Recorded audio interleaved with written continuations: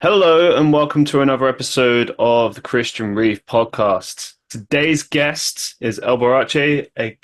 Elberace, I'm sure I'm saying that correctly. Am I saying it Everybody right? trips up. Elberace, aka Gay Elvis. He was on the show recently. He's here again to talk to us about pet bereavement. Now, this is interesting for a number of reasons. I mean, one, it's always cool when a guest that's been on the show says like, "Hey, I'd love to return." That's always a joy. So thank you so much for coming back.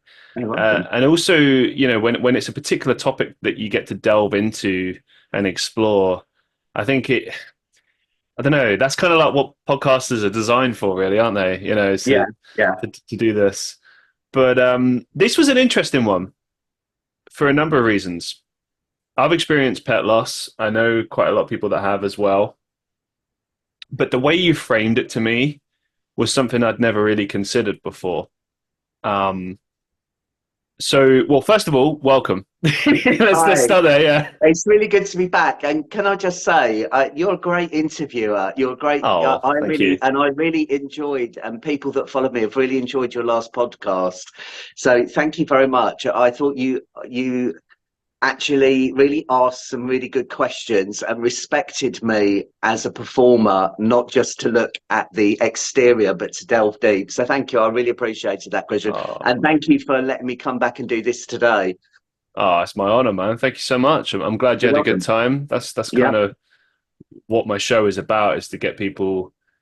Like, I like to dig into stories. I like to share that element to people, and because I think that's the one thing that we can all relate to. We all have different journeys. We're all wired differently, but that's the thread that binds us all, is stories and how we relate to each other. And of Yeah. course, if you have a pet, you're gonna have a million different stories. And Yeah.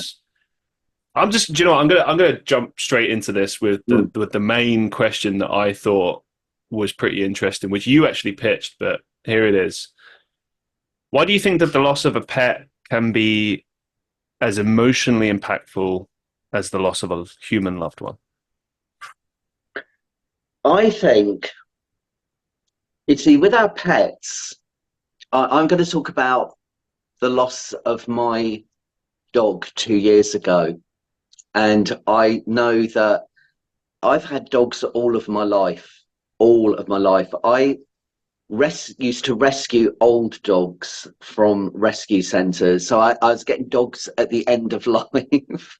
I mean, my last one, Nana, she was like Eeyore. No one knew I had her. And I think the thing with pets is when you go to, so when I went to get Dixie, she had no choice in the matter. Like I went along with my own human needs. And I just want to say before I start this, I'm not a rainbow bridge fur baby type of person. Like I believe, and I understand that some people are, and that brings them comfort, and that's okay. You know what I mean? That's absolutely okay. I'm not like that. I view my any pet that I've had and my dogs as a dog, and I try to understand that animal the best that I can. And I think when I went to get Dixie, one of the things that I realised was she had no choice in it. I went along there, I paid the money, I bought her from a travelling community, I did all the wrong things, and I took her. I took her into my world. She has no understanding that she's on a planet, to my understanding. She's not aware of mobile phones. She's not aware that in America there's been an attempted assassination on. Do you know what I mean? She's not aware of all that. She has the world that I present to her, and it's a very small world. It's my home, my rules, and the relationship that I create with her. And I think that's very unique between each pet owner and the pet. she understood my crazy way of living and fit into it, and she really, that really was it.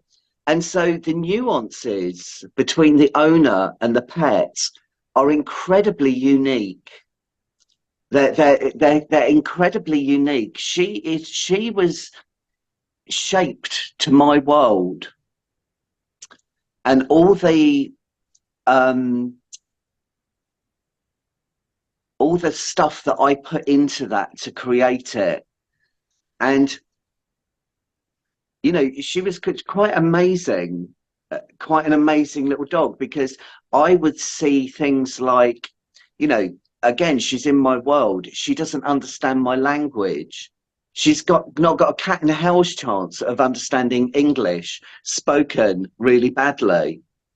And I would watch her constantly, this very intelligent life form, trying to figure out constantly what was going on and how she fit into it. And that to me is a wonder, is an absolute wonder. And the other thing with pets, our pets as well, I am going to answer your question. This is just me just sort of answering it basically, is our pets have a way of forcing what is normally the closed human heart to open. So when I walk in the door, if you were here now, I wouldn't go, "Oh, hi, Christian." I might do. I mean, you're quite cute, but I Hey, wouldn't. I wouldn't. I'll Old take it. man perving. I wouldn't throw you on my sofa and start tickling your tummy and going, this, that, and the other. I wouldn't do that to you. But I did that with Dixie on a daily basis. I did that with Dixie on a daily basis. And so they force the human heart to open in ways that we all really want it to. Um, and so I think that the grief when one loses a pet is there's an intensity to it because of the simplicity and the purity of it. I don't have, like, when I've experienced, my father died in 1990 when I was 22. So I've experienced grief, and it's far more complex with human beings because one's asking questions of remembrances of things that, you might have had an argument with your father, or, all these different things. But with a pet, it's far more simple. And so for me, when I lost her, it was as pure as walking in the door and throwing her on her back and tickling her tummy. It was a pure, unadulterated, uninfected pain of grief, of loss. And so I think for me, that's why I felt it so much and still do. I still, I'm just 2 years on from losing her. And I think it's that purity within that relationship, all the things that we invest in them, the way that the animal, the pet works within our lives, and what we invest in them, and the purity of relationship. And I do think it is perfectly okay because I get it now. If I talk about it to people, I see some people sort of as they walk off like I'm an idiot. And I've suffered grief. I've suffered a really intense grief since losing her. And there's a kind of thing that if you love and care about something else that's not human, that in some kind of way you're a little bit sad or dysfunctional, but it's acceptable and okay to love something other than a human being, and to be able to, I know people that love cars and they lift up the bonnet of the car and they're amazed at the engine. I I'm not interested in cars, so I can't see that beauty. I know people that have children. I don't have children. I love children, but I don't see I don't have that complexity of relationship around schooling and education. I had it with my dog, and that's okay. But I found an element of shaming um, within that over the time. I find this interesting. I want to kind of extrapolate on this a little bit. When you say shaming, you mentioned it before that how people would scoff at it, and obviously what that implies is people don't see it as serious as someone losing a human. Like, oh well, it's just a pet, it's not human, it's not the same thing. And it's like, well, what we're going to establish in this show, I think, is that it isn't the same thing, but it is equally as impactful and emotional. It's different. Like I can say from my own personal experiences, I agree with what you're saying about the simplicity of the love and the nature of the relationship. I think the animal knows that you love it and you know that you love it, and it's in a way it's kind of a positive because it's like you never have to worry about did they know they feel it. Like animals are so intelligent because they can pick up on emotions. Sometimes they're more empathetic than humans. Yeah, um, they just get it. I think just if I can just cut in there, I was under. See, I think, and again, people may disagree with this. This is just my observation. I don't humanize animals. Okay. I don't think that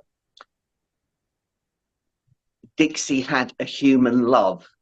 Do you know what I mean? I had a dog years ago, Dylan, and I'm a performer and I had to go and work away for a month. This dog was like the Frank Spencer of the dog world. He was such a nuisance. I loved him to bits, but he was rescued and he had a lot of problems. And he had terrible separation anxiety. And we got so bad in the end, I couldn't even go in the shower on my own without him howling. And I went away for a month and I asked a friend of mine to look after him. And when they came to meet me in Norfolk at this show and they brought him up, and I was so excited, and he got out the car and he sort of looked at me, but it wasn't the welcome that I expected, because in my understanding of dogs, and I'm just talking about dogs here, they're pack animals. It's really about them and where they fit in. And I could see his allegiance had gone over to these other people that were feeding him. And for 2 or 3 days, it took a little while for him to sort of twig that he was back with me. So I know that Dixie, in a dog way, but it's about her. And I'm okay with that. I'm okay to provide that. You understand what I mean? Yes, I think that she cared enough, but is it really about me or is it about where she fits in the pack? And that's what I love about them. You know what I mean? That's what I loved. Do you understand what I mean? There's this kind of, I had my partner was down once, my ex-partner, and I was lying on one sofa and he was lying on the other, and Dixie was lying with him, and he looked over at me and he said to me, "You see, your dog loves me more than she loves you." And I said, "You're wrong." I said, I'm the top dog, and they don't sit with the top dog. She's sitting with you as a lower member of the pack, Interesting. giving me the space. And if I call her over, she comes over and she's all licky and this, that, and the other. She's got the space. But I'm aware of that. But my humanness wants to see that as love. But when I went to get Dixie, I took her away from her family, and she didn't grieve in the car on the way home. She was totally attached to me within seconds. So I kind of agree with that, but I don't know. In my perspective, it is, I suppose, it is a type of love. It feels like love to us, but I think the animal has a different set of emotions and a range of things. No, you're spot on with this because I've noticed this in dogs over the years that they, as you say, they adhere to that system.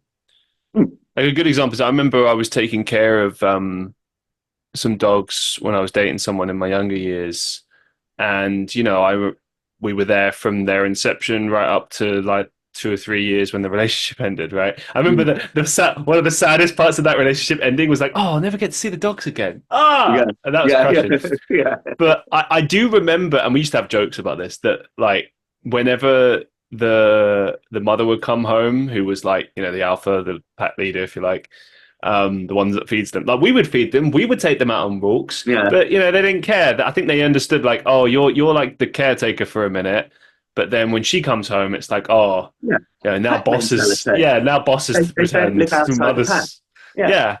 But there's something to that, but I don't think it's necessarily like supposed to be like a oh you don't matter to me thing. I think dogs definitely are capable of love and Loyalty. yeah, but Loyalty. and they're quite fierce with that as well. I've Yeah. seen a lot of And instances over the yeah, years where they're in, like that.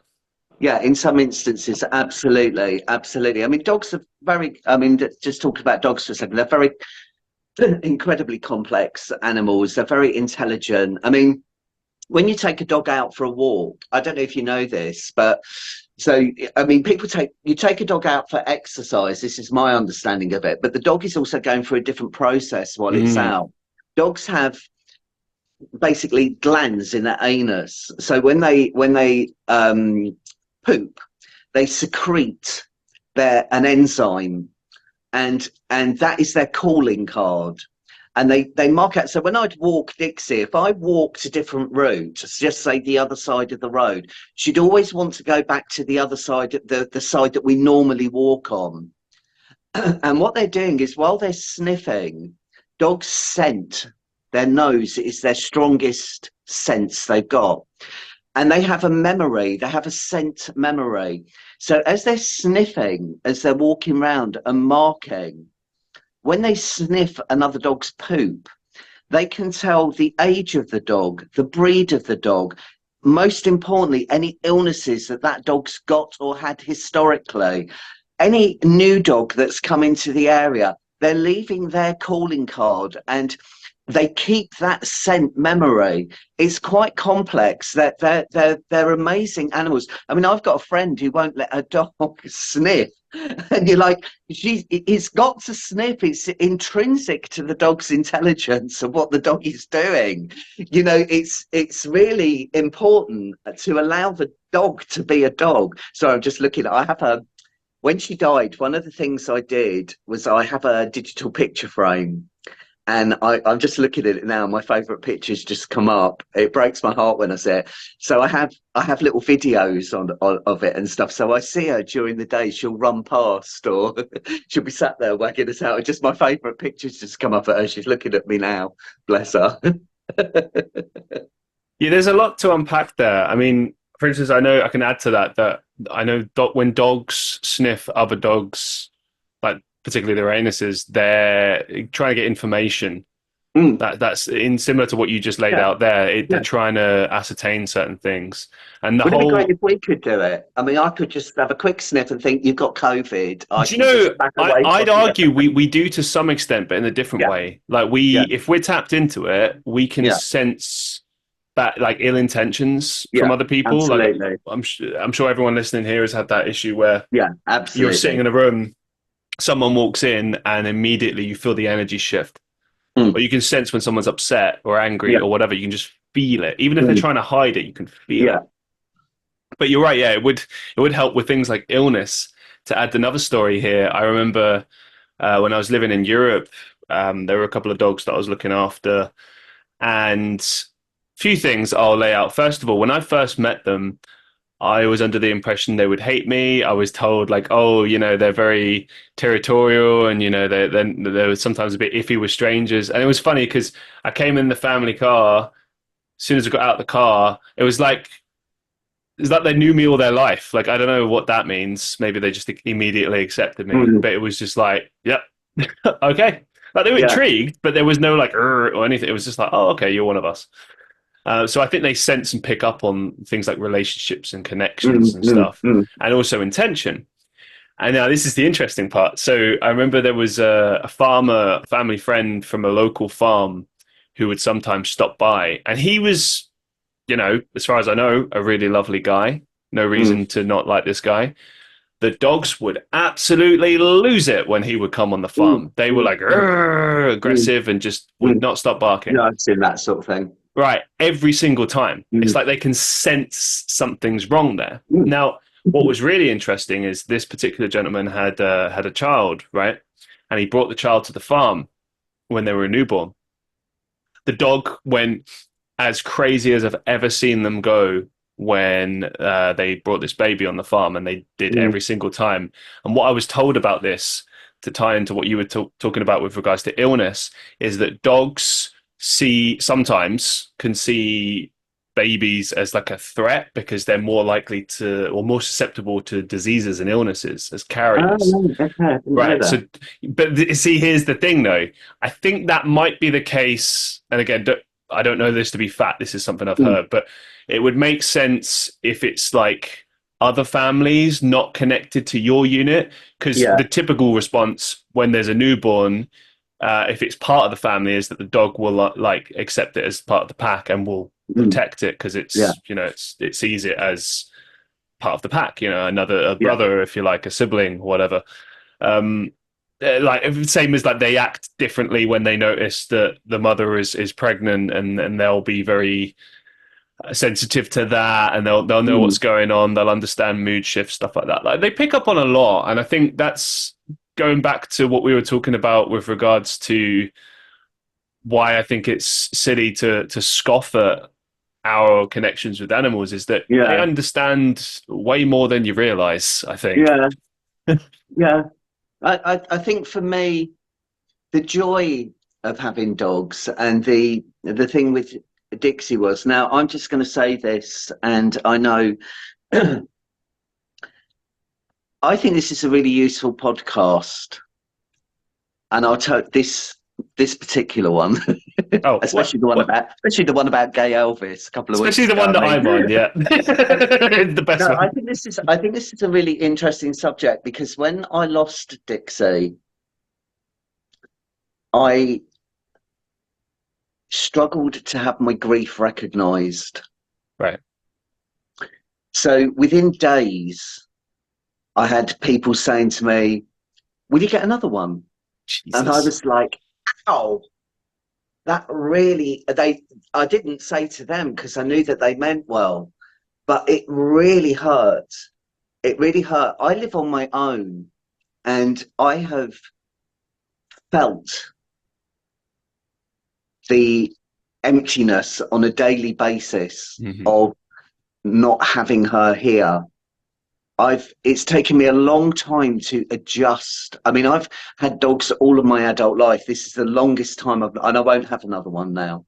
It's the longest Okay. time. I won't have another one now, but it's the longest time I have my Can I identity can is I quick James with the dog. Yeah. can I quickly interject just there Yeah. about your decision to not have Yeah. another dog? May I ask why? Yeah, of course. So I've had dogs all my life as a child. We had dogs. I love them. I absolutely love dogs. I rescued old dogs, so I had some very difficult dogs, and that was a joy. I mean, Nana, my little dog Nana, I had her. The rescue centre were desperate to get rid of her. They told me 6 months, and I had her 3.5 years. And she went from being a dog. She'd been rescued several times from being put to sleep. She'd had a stroke. She was deaf. She was partially sighted. And she went from being a dog that nobody wanted, that when she died, and I put it out on Facebook, the messages, it was one of the most rewarding things I've ever done. I absolutely loved taking care of that dog. When she died, I thought, right, okay, I'm I've done my charity and I'm kind of like the heartbreak every time. And I thought I'm going to leave it a year and get a puppy and go from beginning to end with a dog and go through that whole process.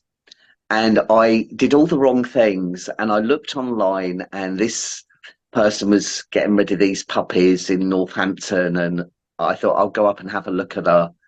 And the moment I got Dixie, I have a photograph. It's the second I picked her up. She's totally locked in on me. And I know everybody thinks that their dog is special, but I can tell you, this little dog, she was tiny, was an incredibly special animal. I think if you can make one person happy a day, you've got a good life. You're doing a good thing.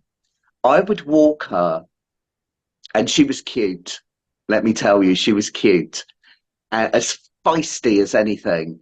As she was tiny, wouldn't take any shit from anything. When she slept, she slept.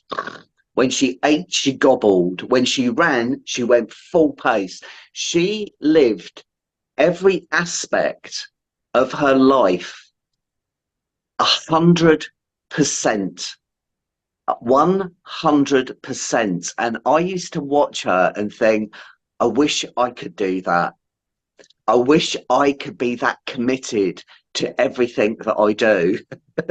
She lived it absolutely fully. And I'd walk along with her, and I would see several times when I was walking, people's faces light up in the moments that they saw her.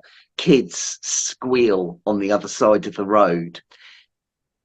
That is within those seconds, she's changed people's days. That's an incredible thing to do. An incredible thing to do. This little tiny life that people would say to me, will you get another one? Straight afterwards. And I think to myself, she was such a special life form. I just want to tell you this as well. So when I got her, I took her to puppy training school because I wanted to be a really good dog owner. This is a little bit of a long story. And I took her to a franchise. It was called Puppy Training School by a woman called Gwen Bailey. Now, I don't know if you know who Gwen Bailey is. She's like an authority on dog training. And Dixie was tiny when I got her. I didn't know what she was, and I didn't know what she was going to be. But I thought, I didn't mean to get a dog so small. But when I see a dog, I'm not the sort of person who goes for breed. I go for if I connect with the animal. And I absolutely connected with her. And when I was at the puppy training school, the Bob's Broadbent came over to me at the end of one of the sessions. Great training. It was fabulous training. And said to me, Gwen's doing a new book on puppy training. She's got a lot of books out, Gwen Bailey. How would you feel if we came and photographed Dixie for it? Well, I'm a slut for, publicity. And so I said, yeah. So they came to my house and photographed Dixie. Oh. And there's quite a few photos of her in there. And I, during the photo session, I kept saying to Gwen, do you think she's going to get any bigger? Because Gwen came to my house. And at the end of the session, because I really wanted to be a good dog owner and I really, put everything I could into it. Where she was leaving, she took my forearm like that. And I'm quoting her. She said to me, she said, I know you might be a bit disappointed because she's not going to get that big. She said, but I just want to say to you, of everybody I've ever photographed for my books, you and that puppy have the most special relationship. She's so locked in on you and the way you are with her. She said, I'm almost slightly envious of the time you're going to have with that dog. And I held on to that through the time that I had her. She gave me so much confidence as a dog owner. And over the years, I bought the book. And when people I knew got puppies, I gave the book to them. So Dixie, I only knew a couple of hours before Dixie died that I was going to lose her. And sorry, Um, I came home and I was so shocked afterwards. And she'd been ill, but with what I was told wasn't anything serious, and she was too young to go. And I, about 2 days later, I was walking around Greenwich Park, and I was in a terrible state. I can't tell you how heartbroken I was, the pain. Oh, and my very close friend Julie called me, and I'd taken Dixie out about a week before she died in a dog carrier just to take her out. And she looked like she was recovering. They thought she had vestibular disease, but in on the day she died, the vet said to me he thought it could be a brain tumor. And I when we were walking near the Cutty Sark in Greenwich, I heard someone squeal, and there was a woman there with a big camera. And I went, "You can take a photo if you want." And she took a photo. Dixie sort of posed for it, even though she wasn't well. And my friend Julie on the phone, I was in the park, I sat on a tree stump and I was bawling my eyes out. And she said to me, "Don't forget that that lady took that photo." And this lady worked in Waterstones in Greenwich, and she'd said to me, "Come in and get the photo." So I left. I walked down there. I was in such a state. A woman actually stopped in Greenwich Park, and I cried on her shoulder. That's how lovely people can be. I was bawling on this woman's shoulder. Anyway, I got into Waterstones. So my mum, when Dixie died, and I spoke to my mum on the phone, she said, "Well, you've got that book." And I thought, I haven't got it. I've given it to so many people. I'd moved, I'd changed laptops, I'd lost all the photos from the photo sessions. So I'd gone on Amazon and I couldn't find the book. I thought it must be discontinued. So I'd got a I'd the day she died, I got a book on pet bereavement. I found a book on pet bereavement that I was reading. I'm Buddhist as well, so I was applying a lot of Buddhist philosophy to it. I mean, I still have her bed down. Her water bowl is still down. Her lead still hangs up, and it always will do while I live in my flat. And my belief is if the energy is around, it will want to go and rest in the place it rests in. It will do you know what I mean? Because I was her world and that's her life. And, um, so I went into Waterstones. I went up to the cafe and the manager's there. And I'm like, it's this woman I'm going on. And he's looking at me like I'm some kind of lunatic. And I said to him, I said, "She took a photo of me with my dog." And he said, "Oh yeah," he said, "I've seen the photo. She's not in at work today." And I said, "Well, she died 3 days ago." And he was a dog lover, and he said, "I'm so sorry." And I said, "Yeah." Anyway, I thought I'm gonna have to go and see if I can find some more books on pet bereavement because, and I went round to the book section, animal books, and I'm looking, and I looked down, and there was the book, poking one copy of it, poking out the bottom shelf. I couldn't believe it. I got the book and I went back to him and I said to him, "That's my puppy. That's my little puppy." I said, "I'm in the book under building a good relationship with your dog." And he laughed. I said, "No, that's my puppy." And I'd already emailed Gwen Bailey and said to her about, that I'd lost her and recounted back the story of what she said to me.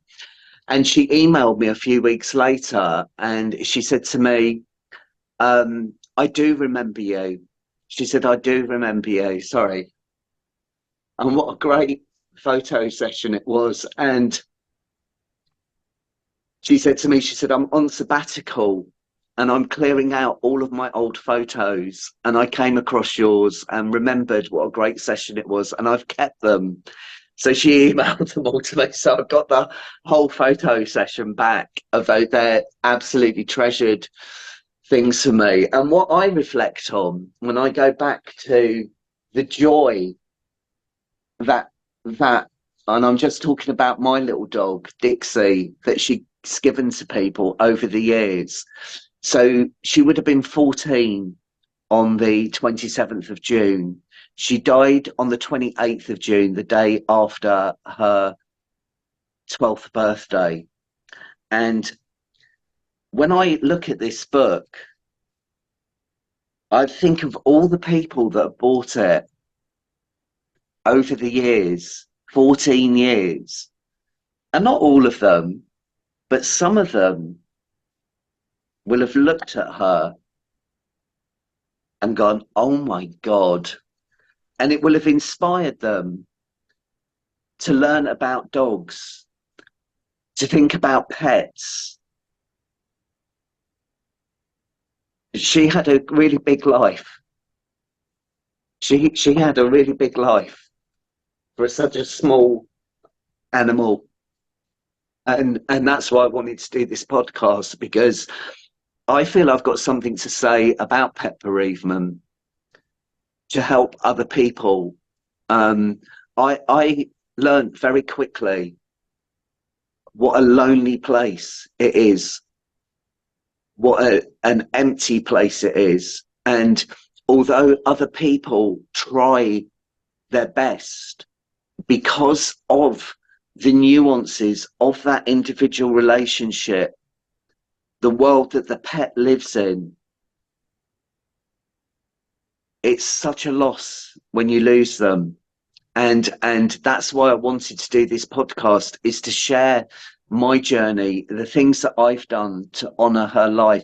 She, in her death, has taught me so much about myself: courage, not taking things for granted. I'm not a perfect pet owner.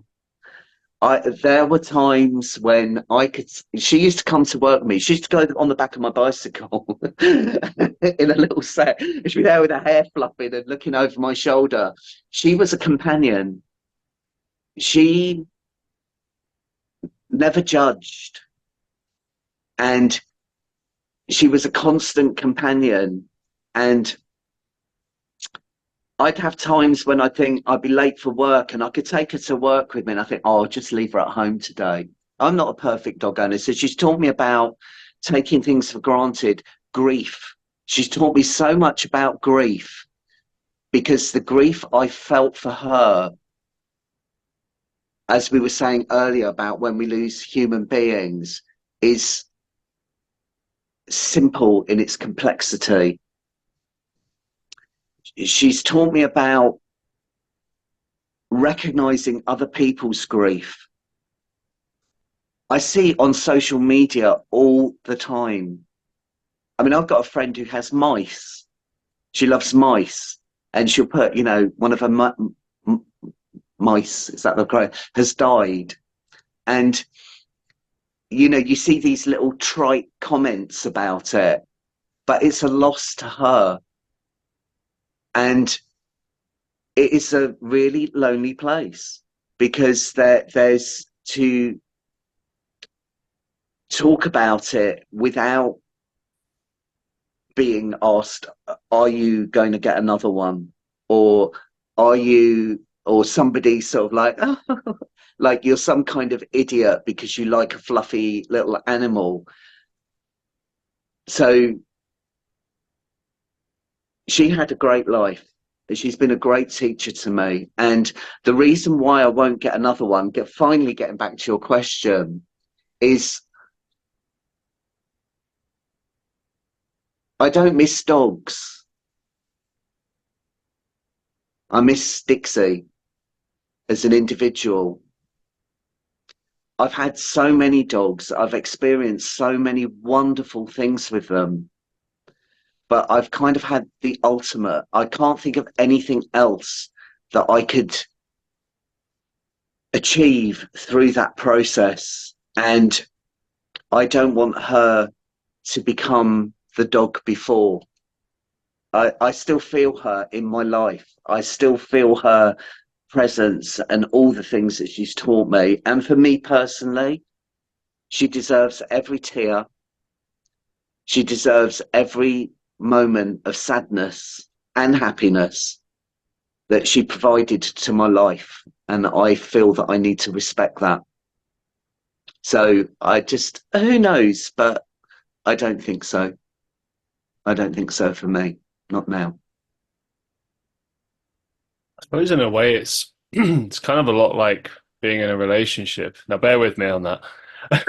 In the sense that like you talk about timing. I think for Mm. yourself, if that were ever to happen in the future, it would be like a feeling. It'd be like, yeah, this feels right to do this right now. And the right dog, Right, well, yeah, because they're exactly. not, they're individuals. Well, this is the thing as well. You hear people talk a lot about how, especially with cats, like how cats will choose their owner. But, you know, it's not My really brother's cat has. right. My brother. I So think gone. dogs do the same to an extent. I mean, whereas a cat will just choose you, and now you're, you know, like it or not, you're a cat owner now. With dogs, it's a bit different because I think like they won't just be nice to anyone. Like they can be a No. friendly dog, you know, but whether or not they have that connection with you that you Mm. laid out is a bit different. And only when that happens can you really facilitate a good relationship. Yeah. I think because they just won't listen to just She anyone. understood my language. Right. She understood my language. She loved, I'm a bit quirky. She loved crazy people.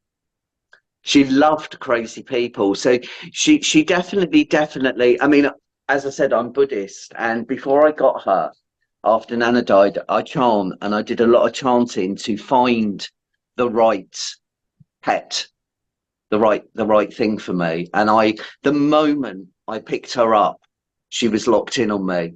And Gwen Bailey was absolutely right when she said, "You've got a really special relationship there." I've had great dogs, but I've never ever experienced what I experienced with her. And to the point, um, you see, as you know, I'm a performer, and my work was picking up, and she took care of me. Even so, she got this what I thought was vestibular disease. So I trained her very early on to be left alone as a puppy. I trained her to be left alone. I have an IP cam in my home, so I could see what she was doing when I was out, and she would be asleep in a basket. She was very well balanced dog, and I went out one day, and when I got home, my neighbour, who loved her, said, "Dixie's been barking all day," and that was really odd. And I took her to the vet, and they checked her over, and they gave her some medication to calm her down. And then I didn't really like her being on that, and I thought, right, you're going to have to step up here. This is going to be, you know. At first, I felt very resentful towards her because I'm doing gigs, and I'm like, I could really do without you making this difficult now. And it was so out of character for her. And then I gave myself a really good talking to. I thought, she didn't choose to come and live with you. You went and got her. You've got to step up as a pet owner. I went back to Gwen's book and what I'd learned at puppy training, and I went back into training with her. And she was doing really well with it. And I took her out one day. We had a special toy, and I took her out with a special toy, and we did some training with her on Blackheath. And on the way back, I noticed that she wasn't walking that well. And when I got indoors, she couldn't stand up. And I took her to the vets, and we went through this. They checked her out, and they said they thought she had vestibular disease, which older dogs can get. It's a balancing thing. And they said, it's nothing to worry about. It will go within about 4 weeks. We'll give her some tablets. And it got worse, and then it started to get better. They said, take her off the drugs. I took her off the drugs. She went really bad again. And after that, I just couldn't pull her back. And she, over a weekend, was just drifting away, just absolutely drifting away. And I'd seen her like that before, with hyperglycemia. And I went back to the vets on the Monday, and she was out of it. And the vet said to me, I think you should euthanize her. And I said to the vet, really? I mean, I'm seeing several different vets at the time. Mm. You know, like I'm never getting the same vet. I'm not blaming the vet. I'm being told different things. I'm saying, really? Do you really think so? She's not that old. And, you know, you're saying this is vestibular disease. I said, is she in pain? And she said, no. I said, is it selfish of me to take her home this evening and to come back tomorrow because I want a second opinion on it? And she said, no, that's absolutely fine. And I brought her home and I stayed up with her all night and I was willing her to just give me something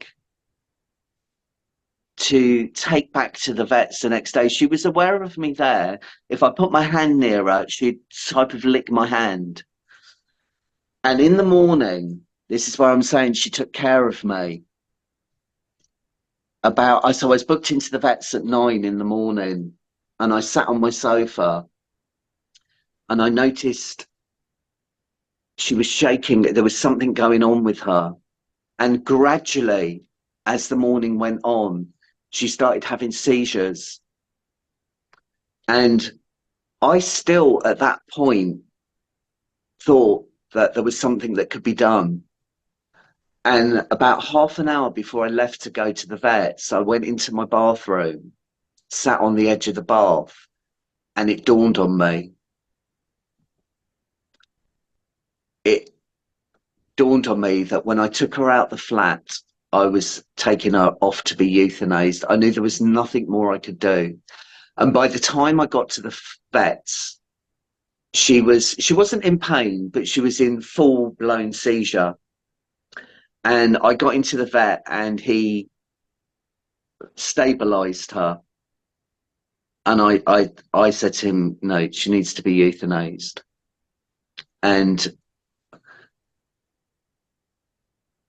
it's the hardest thing to be there and it's all prepared and to say, do it.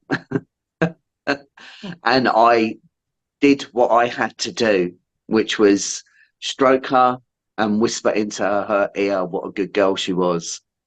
And she went and they left me in the room with her. I couldn't leave the room. I really couldn't leave the room afterwards. And I realized afterwards that she'd taken care of me again. She could have done that the night before. She could have had those seizures the night before. It was literally timed to perfection that when I got to the vets, I knew there was nothing I could do because that's what I was struggling with. And I knew that for that to have any value or meaning in my life, I had to take the freedom that she'd given to me. I was doing gigs and festivals with my act and I was looking after her and she could come with me and blah, blah, blah. But I felt she'd given me freedom to go and do the things that I needed to do. And I felt that I had to take that for it to have any value in my life whatsoever. So every time I went to do a gig, I knew that I could do that because she'd given me that freedom to do it. And I was really ahead of myself before she died. With my own, this is the only time I've done it. I took a little bit of her fur that I constantly have with me in my little thing there. She comes everywhere with me. I thought we don't have funerals for dogs. What do I do? I've never really been one for ashes, but I want her ashes with me when I go. So she has a little, you can't see it in my flat. She's got her own little area where I've got a little box with her ashes in, and I go over and pet it every now and again. And I had She always used to sleep in this part of my arm ever since she was a puppy. I tried to crate train her, it didn't work. And I thought, where does she want to go? There's no point me fighting it. And she used to like to sleep in my bedroom. So she had a bed basket in my bedroom. And at night time, she used to like to sleep on the bed. And in the night, when the light went off, she'd come and crawl up and get in the crook of my arm. She'd sleep there all night.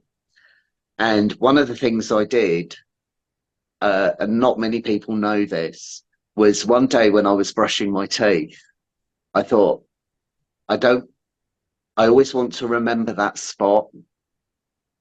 So I just had very small her name tattooed there. So her name's tattooed on my chest. So I'll never ever forget. Because for me, it didn't matter what was going on in my life. When she used to come and lie there, um, was the most contented I've ever felt in my life. In those moments, everything else would sort of pull away, and little Dixie would be curled up there snoring away, and that will always remain her spot. Ooh, thanks for sharing. Yeah, there's a lot there. The only That thing will I can, always it will here, always here. remain her spot. I do various different things to remember her. I do various different things to remember her. I thought, we don't have funerals for dogs. We leave them at the vet when we go. I couldn't do that. See, it's interesting you say that, because when I was living abroad in Europe, um, there was some dogs. I mentioned them from before that I was looking after. They were like family dogs. I was with my ex, and I was there living in Europe for several years. And at one point, I was living on a farm, and these were, by all intents and purposes, like farm dogs. So you can imagine, like they fiercely protect the land. They're big dogs, all that, but they were lovely. They both had their personalities. One was a German Shepherd, that was the mother, and the son was kind of like a hybrid. Um, Now, when I met them, both in good shape, bit older, but throughout the course of the next couple of years, though, the mother, her health started to deteriorate a little bit. Nothing massively concerning, but obviously the mobility thing is a big thing with dogs. Once their mobility starts to go, it's no longer if, it's when, and it depends from dog to dog. But yeah, so she was just getting older, and then I remember at one point, oh, I've not thought about this in a while. So it was close to Christmas, and she was in really bad shape, and we took her to a vet, and it was pretty clear, like, yeah, she's gonna die. Basically, there's nothing they can do. Um, and accepting that is like a big part of it, as you outlined there before. It's when you feel powerless there and you can't stop it. It sucks. There's no other way to look at that. It just sucks. And now, and like the grieving process, I feel like really starts there before they've even passed away. It's that point of Mm. like, shit, like, how do I get through this? How Yeah. do, how do I, yeah, think about like without them? And I think the even more heartbreaking part of this was that the mother passed away like close to New Year's. I mean, fuck me, like, I really put a downer on everything, for obviously, and it wasn't her fault, but it just happens. And to get to the point about funerals, so we had a dog funeral, Mm. which I'd never done before. So that was interesting. We buried her, and it was the middle of winter, and in Europe, winter is like, feels everything's dead. It's cold. It's dark. Do you know what I mean? It's one of those, like, but at least that they were there. You know what I mean? The Mm. mother died, and the son spiraled into a depression. He just was not himself. He was just not interested in anything. I have this particular memory of trying to take him out a few months into New Year's, because he didn't last long. Like, he died within 2 months of her passing away. Sorry to Yeah, it's just dogs, isn't it? If you get two, chances are they won't, the other one won't want to live anymore. They'll die of a broken heart. And mm, because that's the thing, guys, the will to live exists in humans as well. Like if your heart is broken, sometimes that causes like a signal in you, and then you pass away shortly afterwards. And that's what happened with this dog. And I remember trying to take him out for a run, and we were running and we were running, just me and him, and we were like chasing and trying to outrun each other. But I could see in his eyes that it wasn't the same for him. And I knew that he appreciated me trying. Like I think I could mm, tell, like he knew that, like, we're all heartbroken, but we're trying here. And then after that, it was just kind of, again, as and when. mm, One day it happens, and then we do the funeral, and then this is why I wanted to bring this up as well. You mentioned about how everything just changes, like the energy shifts. Now it's really sad being in your home or wherever you are because they're not there anymore. And it's difficult. You've got two options there. You can either do as like yourself, you find ways to honor them and kind of carry their spirit on and move forward, or you move away and you start fresh. I mean, mm, that's your two options really. And that was what we did, because I remember like we were there for like a few months after it had happened, and you just didn't want to be there. Like it just felt like the energy had just gone, and now there's literally no reason to be in this place. mm, And I was mm, so thankful that we left, because as far as I was concerned, like that place died with them, kind of thing. mm. Yeah. And to bring it back to like our overall conversation, I mean, I find it strange, even for people that aren't pet owners, to not get it, because yeah, it's not a human being, but it's anything you love in life. When you lose something you love, it feels like a part of you has just died. That's really, in my estimation, what it Mm. feels like. Yeah, and you try your best to compartmentalize that, but you know, I don't think you ever really get over it. You just learn to accept life without that person or pet or whatever, and you keep moving forward. And I like to think you kind of live your life in tribute to them. You Mm. do your best. You mentioned before about, how your dog lived her life to its fullest, and I think that's such a huge life lesson for us all. And especially, if you're listening to this right now and you've just lost a pet, try to think about that, like living life to its fullest, trying to honor your pet by doing your best, following in their lead. And don't be ashamed. Don't be ashamed of the grief. I felt ashamed. I felt, This is something I really want to pick your brains about. So who's shaming you about that? Like, why is that a thing? well, first of all, I just want to say, I just want to acknowledge your grief of what you just said and say, I'm very sorry to hear That's your okay. story. That was a long time ago. Because I think that's what is missing a lot when we lose our pets. And I don't think people intentionally shame. Sure. I think, like the worst, not the worst, I don't want to say the worst, the most shocking thing for me was other dog owners. Wow. because we all love our own pet. I mean, my very close friend Julie, she loved Dixie, and she shed some tears. Of course she did, and she misses Dixie. But nobody lived with Dixie like I did, and I don't expect people to do that. I don't expect people to do that. I had within weeks of Dixie dying, I didn't hit social media a lot. I always, every year on her birthday, post a little happy birthday. I still do it now. And, and I'd posted the day she died. I said, I just wanted to leave this message because she was quite well known. And I said to people, please don't leave comments, just leave a heart. I can't deal with comments. And some people checked in, some people didn't.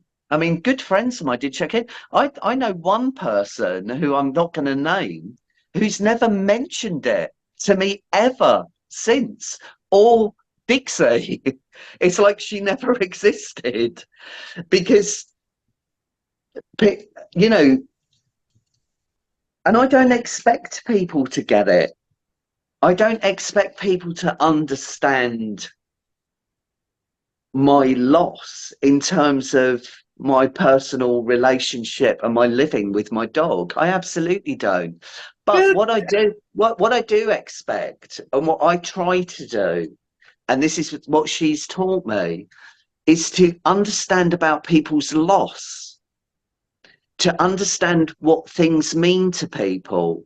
And even if I don't get it, to listen, to empathize, to be able to say, I'm very, very sorry. Is there anything I can do to sit there and allow the person to be upset, to recognize the grief in somebody, whether it's a dog, a cat, a car that's been stolen, whatever that thing is that has value to you? Grief is an unavoidable thing in life. It's a lifelong journey. We will all carry it and we will all create it. It's human existence. It's like wearing a ring. I wear a ring, and when I take it off, I've got a dent in my finger. The dent is the grief. And we move through life, and I always say, my father died when I was 22. I feel it more now on the anniversary of his death than I did at the time. It's a real shock to me because I move on in life, and I move away from the grief on a daily basis. But he died the day before my birthday. And so the day before my birthday, it's always like a real muck up because I suddenly feel the grief, the loss.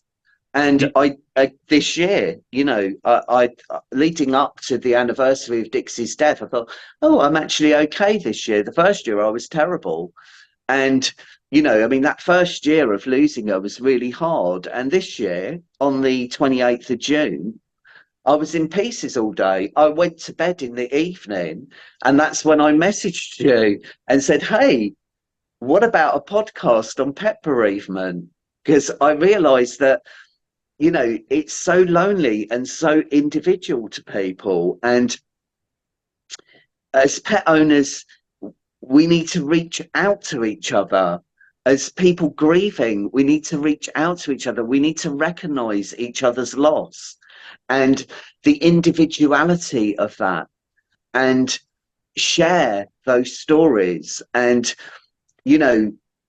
my story is,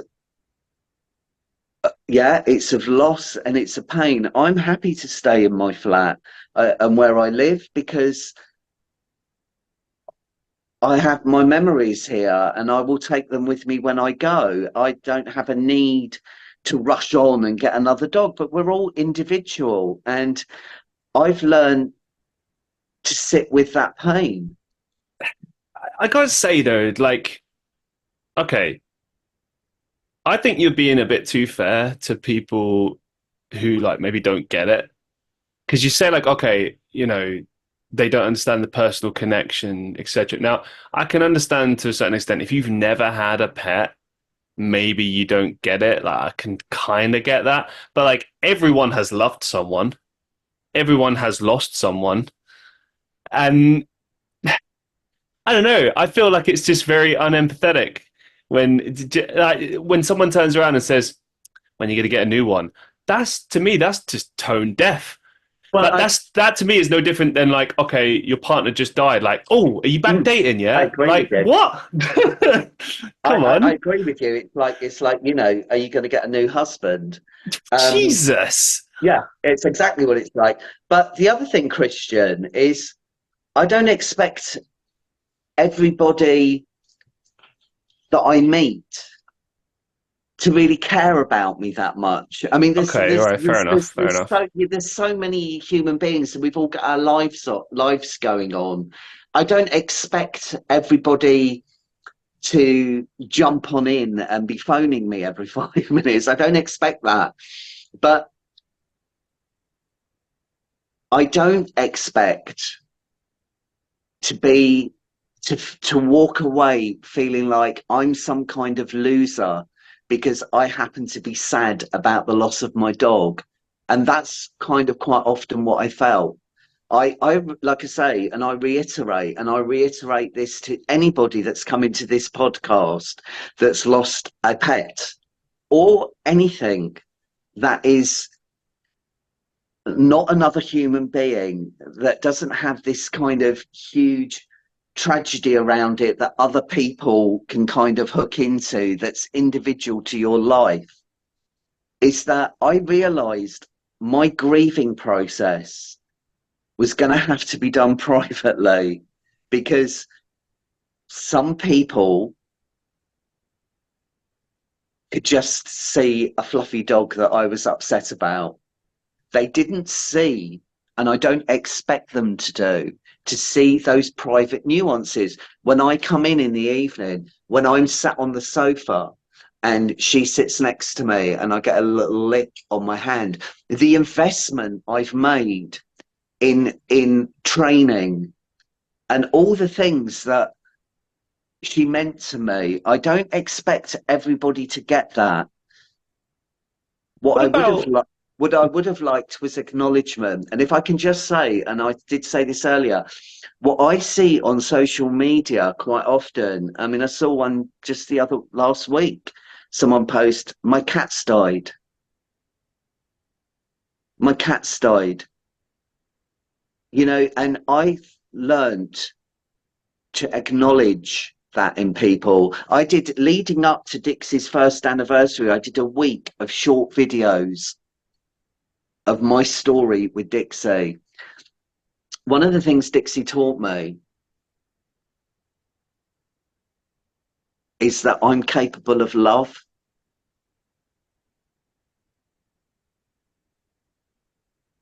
I'm capable of love. I love is something that we throw around as a word, and love is incredibly, it's not a given. We're not taught how to do it. It's individual in each thing that we create love for. There's no two loves the same. I am capable of love. I can go and terminate the life of something I care about because I love it so much. I'm capable of going out and spending 12 years with a time window, because when you've got a dog, and I'm talking about dogs, it's like having a 13-year-old. You can go out for a certain amount of time, but you've constantly got a time window. I'm capable of love. I'm capable of responsibility. And that's what she's taught me. Because sometimes I find love quite difficult. I find it quite difficult to dredge it up. So I don't expect everybody in the street that I'm talking to, that I happen to say hello to suddenly think, oh my goodness, he's lost his dog. But what I don't want is to walk away and feel that in some kind of way I'm a corrupt human being because all I can love is a dog. That's not what I am. I'm a human being that has the capacity to love something else in a relationship that demands my attention to look after it 24/7, consideration, and putting my own things to one side to be a capable dog owner. That's what I want recognised.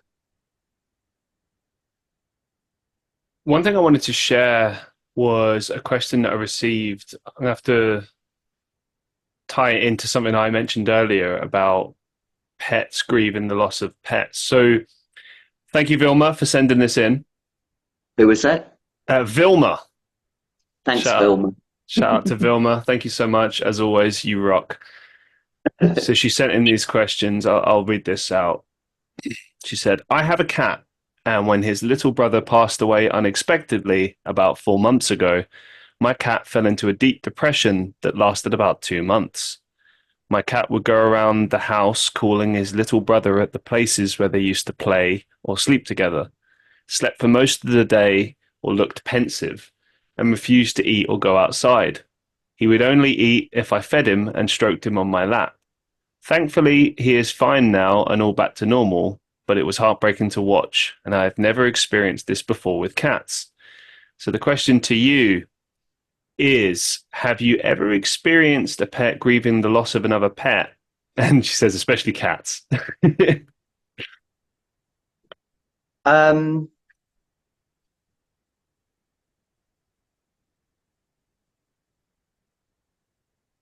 I don't think I have in that way. Okay. I think so. When I had Dylan, the dog that had all the separation anxiety, when he was getting old, I put out a massive thing to dog um, sanctuaries saying, I can take an old dog. I want something that's on its last legs and that is just looking for a warm home to live in. And that's how I got Nana. And she certainly noticed that he wasn't there. She certainly noticed that he wasn't there. Um, yeah, I do think that, I mean, as human beings, people who understand animals and study them, and I don't put myself in that bracket. I'm not I'm not a dog trainer or anything like that. But we only know about animals through human observation. We don't know really what they feel, how they're seeing the world, what they're, do you understand what I mean? Mm-hmm. And so I would say to, was it Thelma? Vilma. Thelma, Vilma. Vilma, sorry, Vilma, is that you understand your pet. You understand dogs aren't, so just going for dogs for a second, they're not like just one thing. They're individuals. All my dogs have been different. They've all had different personalities. Do you understand what I mean? They're all different. I had two tortoises, Brian and Shirley, and they were completely different in personality. Shirley was the right attitude. I mean, she'd bite you and everything. Brian, finger in the shell, absolutely loved it. From the same hatchling eggs, they were exactly the same, but had different personalities. We have to view our pets as individuals. Dixie's not just a dog. She's an individual. And, you understand your pet and the world that you have created for it. Dixie lived in my world. So I understand that. So I would say to Filmer, you understand your pet. And I'm sorry that you and your pet have gone through that. And I'm glad that your cat has come through that. And I don't think that that is, I don't think that that's human interpretation at all. Animals feel, they're sentient beings. They're sentient beings. They may not feel in the way that Dixie wouldn't sit there and think, oh, well, last week next week, I want to go for a walk over there. That's what I'm planning. I want to They're go to a in, walk in the Hamptons. yeah, Come on. they're in the moment, they're in the moment, but they feel, Yeah. and they do feel. And whether that's to do with the fact that the environment's changed, whether it's to do with how they relate to the other cat or dog, I can't answer that. But what I can tell you from being a pet owner is that all of my pets have had feelings, because that's apparent.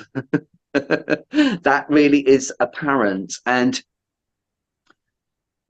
Filmer's obviously a very conscientious feeling pet owner who cares about her pet and will take care of it in that way. Well done to you. Well done to you.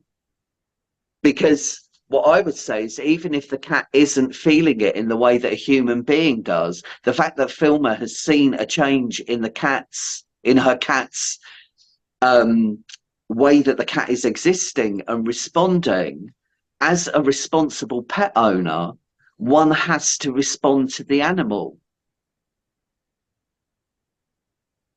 Do Absolutely. you understand what I mean? Yeah, yeah, I Do agree. you understand what I mean? It's. I would see Dixie some days act very differently, and I would think, "What's spooky? What's wrong with you today?"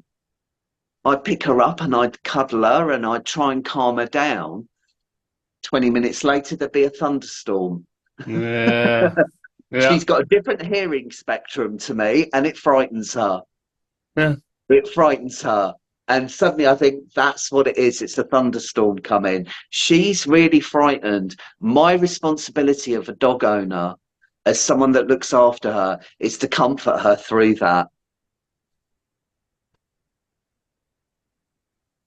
So we've explored pet bereavement pretty deeply. We've shared your story of your relationship with Dixie. To kind of tie a bow on everything, what's the key message you want to send to people that are currently dealing with pet bereavement? If you could boil it down to just one message, what would it be? Oh, God. That's going to be hard.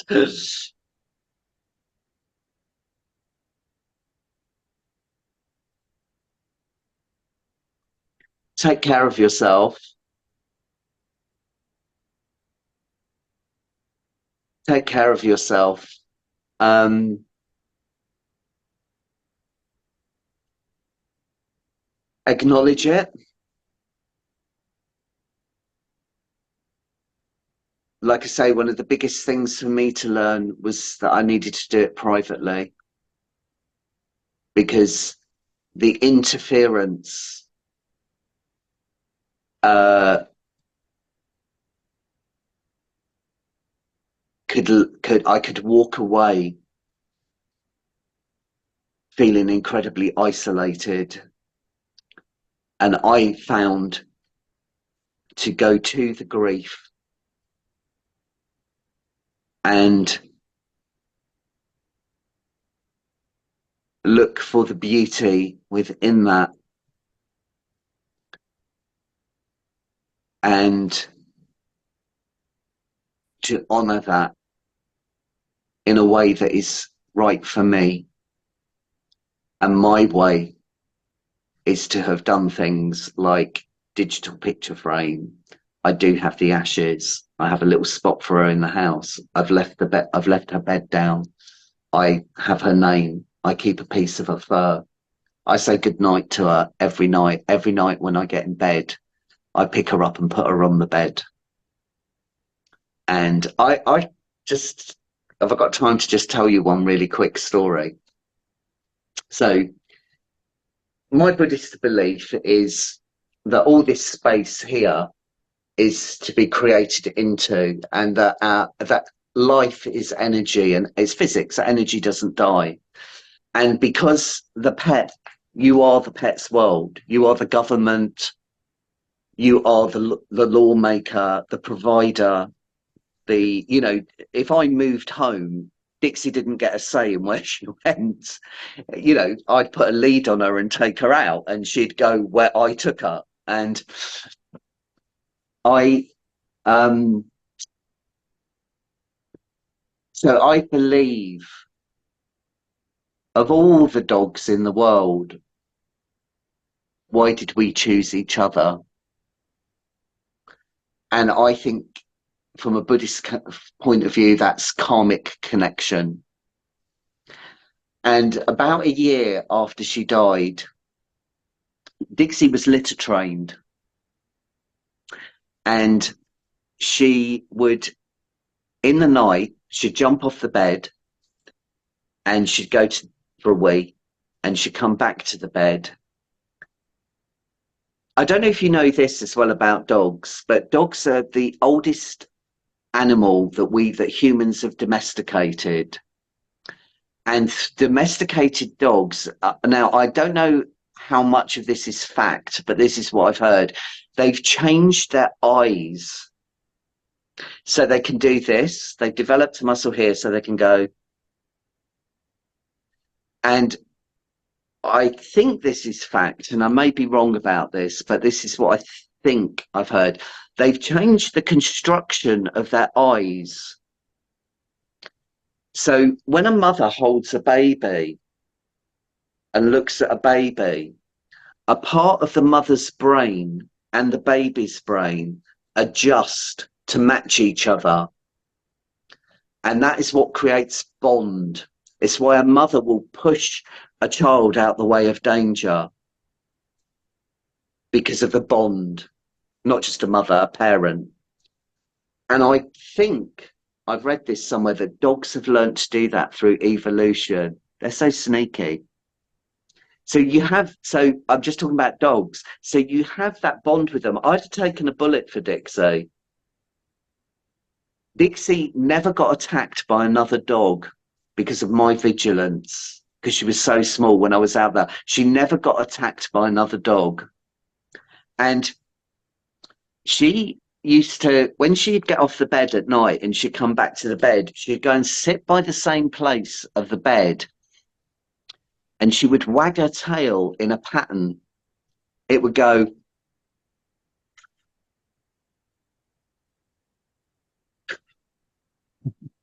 She never did it any other time. And I was so bonded with her that generally it would wake me up within seconds. It wasn't loud, it was. And she had different barks and different noises for different things. And she'd make, only at this time, when she wanted to come back up on the bed in the night, it'd be a very high pitched, very quiet squeak, very quietly.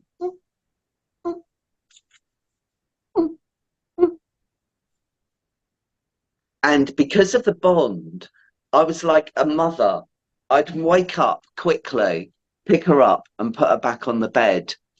And I feel her around me. I absolutely, when I'm walking, sometimes there's particular places where she'd stop, and I always, when I'm walking past certain places, I'll always stop and look back. And if I look sort of peripherally, I can almost see her shadow. And I always go, come on, Dixie, come on, Dixie. And I feel her energy run in beside me in that moment. And I was in bed and I'd woken up. I have ADHD, so my sleep's terrible. And I'd woken up and I'd been awake for a while. And I was lying in bed. And I would stand in a court of law and testify to this. I audibly heard her squeak. I audibly heard the squeak in my bedroom at the place where she sits by the bed. And I was lying there and I literally went, and I just sat up and I went, good girl, come on, good girl, and put her on the bed. And I don't care whether people believe this or not. And it's, I really don't care. I really don't care. And I don't think it's me imagining it. I feel sometimes when I wake up, I can feel the warmth on the bed next to me where she lies. I can feel it. That's how strong the connection is. Like I say, I feel her running beside me. When I got back from the vets after having her euthanized, I walked in and the sun was shining through the window. And she must have, when I'd mopped my kitchen floor, had walked over it, and the sun was hitting the floor. Sorry. And I could see her footprints all through my flat,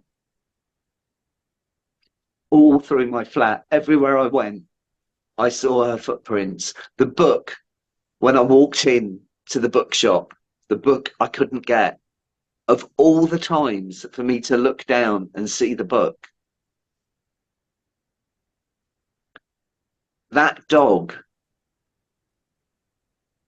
in my life was incredibly special.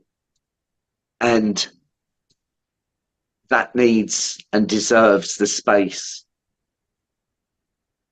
It deserves the air,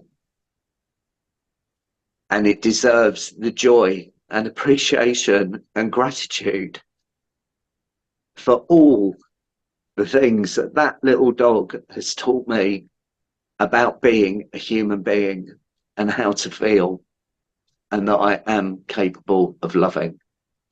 And so I think I would say to anybody that's lost their pet, I'm really sorry. I'm sorry for your loss. If you look deep enough, you'll find the magic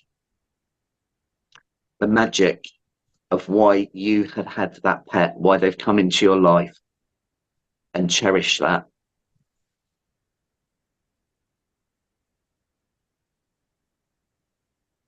Yeah, yesterday I was doing a show, live stream, and I was talking about, why I keep doing this, why I keep doing podcasts, shows, etc.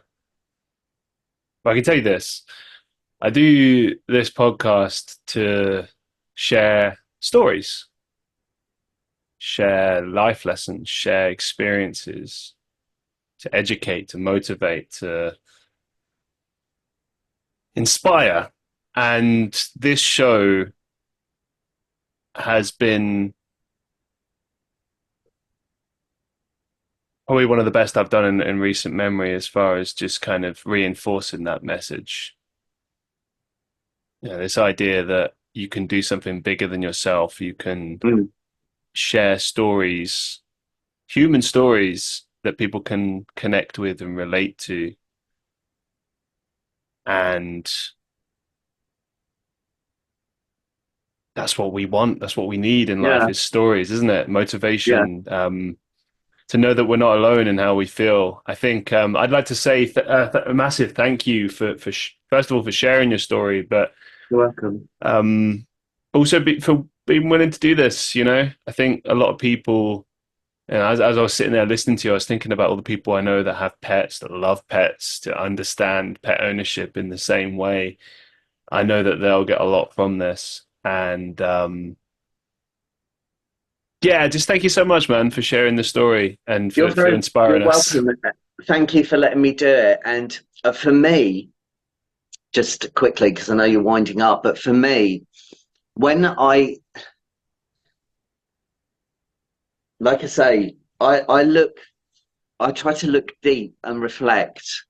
And like I said to you earlier, the book, and I realize the power of the book that she's in, and that people see that and still see it. And I also, when I did the videos, and so many people contacted me privately and said how much they'd helped them, and what my own recognition of how lonely it is when you lose your pet. And there are thousands of people, millions of people that lose pets. And when I messaged you and you got back to me and said, I'd love to do that, I got out of bed and I came round to my picture frame, and I always talk to Dixie, and I said to her, "You're going to be famous." And for me, it's an absolute joy to bookend her life in that way. So thank you, and thank you for allowing her story and her life to not just be something that people say, will you get another one? because I feel that her life deserves that. So I'm very grateful, Christian. Thank you. And thank you to like anybody, like I say, don't underestimate the loss.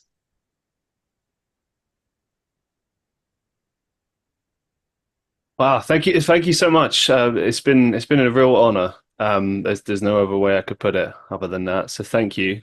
Thank Um, you. to all the listeners of the Christian Reeve podcast, going to save my usual spiel and just say I hope that you really got something meaningful from this show and that it helped in some way and inspired you to keep going, to keep soldiering on and being the best that you can be. Because I think if nothing else, what we have learned is that our pets, they would want us to be the best that we could be because they live their lives to its fullest extent. And that's exactly how you should live your life. Thank you so much for watching and for listening. And until next time, see you in the next one.